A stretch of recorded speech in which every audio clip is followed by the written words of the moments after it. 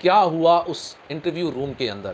तो हुआ यूँ दोस्तों, मैं उस रूम के अंदर गया और कंपनी कमांडर अपनी चेयर पे बैठे हुए थे और मैं मार्चिंग पोजीशन में उनके सामने जाकर के सावधान में खड़ा हुआ। कंपनी कमांडर ने मुझे विश्राम और रिलैक्स और आराम से कहा, बोला, "ओके बेटा, तो आप एसएसबी फेस करने के लिए तैयार हैं?" मैंने बोला, "हाँ सर, बिल्कुल।" नमस्कार दोस्तों, मेरे 30 साल के सैनिक जीवन के किस्से और कहानियों के सफ़र में आज मैं आपको सुनाऊँगा कहानी नंबर 30। जैसा कि मैंने अपनी कहानी नंबर 29 में कमीशन और एसएसबी की कहानी को बताया था, अब उसी का अगला भाग मैं आज आपको आगे सुनाऊँगा। हुआ उस इंटरव्यू रूम के अंदर। तो हुआ यूँ दोस्तों, मैं उस रूम के अंदर गया और कंपनी कमांडर अपनी चेयर पे बैठे हुए थे और मैं मार्चिंग पोजीशन में उनके सामने जाकर के सावधान में खड़ा हुआ। कंपनी कमांडर ने मुझे विश्राम और रिलैक्स और आराम से कहा, बोला, "ओके बेटा, तो आप एसएसबी फेस करने के लिए तैयार हैं?" मैंने बोला, "हाँ सर, बिल्कुल तैयार।" उन्होंने पहला क्वेश्चन मुझसे ये पूछा कि क्या आप इससे पहले कभी कमीशन या किसी भी एसएसबी में गए हो? मैंने बोला, "नहीं सर, मैं आज तक कभी किसी कमीशन या एसएसबी को फेस नहीं किया है, ये मेरा पहला अटैम्प्ट है।" फिर उसने मुझसे 2 प्रश्न और किए। उनका दूसरा प्रश्न ये था कि ये आपका शॉर्ट सर्विस कमीशन है या परमानेंट कमीशन है? तो दोस्तों, एएमसी एनटीआर के 2 पार्ट होते हैं कमीशन अप्लाई करने के।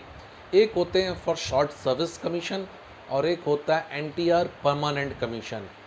जो व्यक्ति शॉर्ट सर्विस कमीशन के लिए अप्लाई करता था, उस समय उसकी application unit level, commandant level, commandant के बाद उसके बाद ये फॉर्मेशन और उसके बाद ये एप्लीकेशन यूनिट लेवल पे स्क्रूटनाइज होकर आगे फॉरवर्ड होकर चली जाती थी और सीधे आप लोगों को बीइंग एंड डिफेंस पर्सन, क्योंकि आप ऑलरेडी डिफेंस में सर्विस कर रहे हैं, तो आपको एक अपॉर्चुनिटी मिलती थी, आपको written exam short service commission case में नहीं देना पड़ता था। और इसी के विपरीत अगर आपने परमानेंट कमीशन के लिए अप्लाई किया है और परमानेंट कमीशन अप्लाई करने के लिए जैसे ही एप्लीकेशन स्क्रूटनाइज और फॉरवर्ड होकर फॉर्मेशन से आगे रिकॉर्ड्स में जाती थी, तो आप लोगों को एक रिटन एग्ज़ाम आपके सेंटर, जो कि लखनऊ में था, army medical and college centre Lucknow, वहाँ एक centrally for permanent commission candidates के लिए क्लियर करना होता था। और जो उस एप्लीकेशन फॉर्म भरने के बाद परमानेंट कमीशन के लिए अप्लाई किया है, उसको लखनऊ जाना होगा और उस रिटन को क्वालिफाई करना होगा। तो दोस्तों, खैर मैंने फ़र्स्ट टाइम अप्लाई किया फॉर शॉर्ट सर्विस कमीशन। तो कंपनी कमांडर से मैंने बोला कि सर, मैंने शॉर्ट सर्विस कमीशन के लिए अप्लाई किया है। उन्होंने इसी का दूसरा पार्ट पूछा कि तुमने परमानेंट कमीशन के लिए क्यों नहीं अप्लाई किया? मैंने बोला, सर एक्चुअली मेरे पास समय थोड़ा कम था, मुझे शॉर्ट टाइम पे पता चला है और मैं चाहता हूँ कि जो रिटर्न वाली जो टाइम है उसको मैं इधर एसएसबी के लिए तैयार कर सकूँ और मैं अपना समय उधर बर्बाद नहीं करना चाहता, इसीलिए मैंने शॉर्ट सर्विस के लिए अप्लाई किया है। खैर उन्होंने बोला, तैयारी कैसी है? मैंने बोला, सर तैयारी अच्छी है। और दोस्तों, अब वो प्रश्न आया जिसने मुझे पसीने पसीने कर दिया। दोस्तों, कहते हैं ना कि जोश में उठाया हुआ कदम हर समय सही नहीं होता। उन्होंने मुझे बोला कि अच्छा, तुम एक काम करो कि 3 मिनट के लिए मुझे इंडो पाक रिलेशन में इंग्लिश में बोल के सुनाओ। दोस्तों, उम्मीद और जोश तो बहुत था, मगर जब मैंने इंडो पाक रिलेशन पे बोलना शुरू किया, आप यकीन मानिए कि मैं 30 सेकंड भी इंग्लिश में कंटिन्यू इंडो पाक रिलेशन पे नहीं बोल पाया और मैं घबरा गया, पसीने छूट गए और 30 सेकंड के बाद ही मैं टोटली म्यूट हो गया। कंपनी कमांडर मेरी शक्ल देखते रहे और वो समझ गए कि आगे मैं शायद इंडो पाक रिलेशन में नहीं बोल पाऊँगा। और यहाँ पर दोस्तों, मैं आपको एक चीज़ क्लियर कर देता हूँ, ये कोई हार्ड एंड फास्ट रूल नहीं है कि आपको अगर इंग्लिश नहीं आती तो आप कमीशन या एसएसबी के लिए अप्लाई नहीं कर सकते। ठीक है, language is not mandatory, but आप किस लैंग्वेज पे कितनी कमांड रखते हैं। हिंदी बोलना और अच्छी व्याकरण और शुद्ध हिंदी की जानकारी रखना, दोनों में ज़मीन और आसमान का अंतर है। हम लोग हिंदी अच्छी बोलते हैं, शुद्ध और व्याकरण रूपी हिंदी शायद ही 10 में से शायद 10 में से क्या 100 में से एक आदमी ही बोल पाता हो।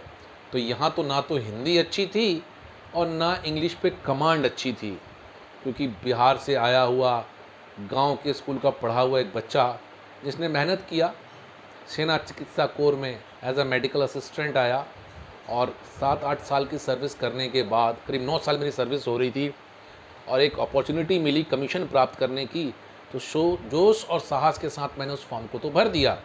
खैर कंपनी कमांडर साहब बहुत अच्छे और बहुत नेक दिल आदमी थे। उन्होंने मेरी परेशानी और मेरी इस कमजोरी को पकड़ लिया। उन्होंने बोला ओके बेटा सिपाही पांडे, मैं समझ गया। तब उन्होंने मुझे एक मोटिवेशनल एक स्पीच दी। बोला बेटा देखो, कमीशन जोश और साहस से नहीं लिया जाता, क्योंकि यहाँ जोश और साहस का कोई रोल नहीं है। यहाँ पर देखा जाएगा आपका नॉलेज, आपकी मेहनत, आपकी कैपेबिलिटी कैसी है, क्योंकि यहाँ आपको एक ट्रुप को कमांड करना है और कमांड क्वालिटी कैसी है। आगे जाके पता चला कि 11 LQs कौन सी होती हैं, ठीक है, और कौन कौन सी क्वालिटीज़ एक ऑफिसर्स में होनी चाहिए, वो आगे पता चला मुझे। तो मैं बोला sir I am not comfortable in English. अभी मैं इंग्लिश में बोल रहा हूँ, मगर उस समय मैं बोला नहीं सर, मैं अपने आप को इंग्लिश में सहज महसूस नहीं कर पा रहा हूँ। उन्होंने बोला बेटा फिर आगे कैसे करोगे, क्योंकि आपकी आगे की लड़ाई लगभग इंग्लिश में ही लड़ी जाएगी, और अगर इंग्लिश पे कमांड अच्छी नहीं होगी, आप अगर इंग्लिश अच्छी नहीं बोल पाओगे तो आगे कैसे करोगे। मैंने बोला सर मैं कोशिश करूँगा। उन्होंने बोला ठीक है बेटा, अगर आप इंग्लिश बोल नहीं पा रहे हो तो एक अपॉर्चुनिटी आप लोगों को और मिलेगी, वो अपॉर्चुनिटी है एसे राइटिंग।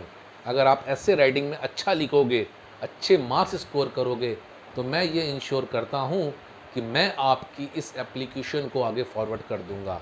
और उन्होंने मुझे एक उम्मीद और एक आस दिखाई। दोस्तों मैं थोड़ा सा प्रसन्न हुआ, कंपनी कमांडर को सैल्यूट किया और वापस आ गया, और इस उम्मीद में कि अभी तो अंगड़ाई है और आगे बहुत लड़ाई है।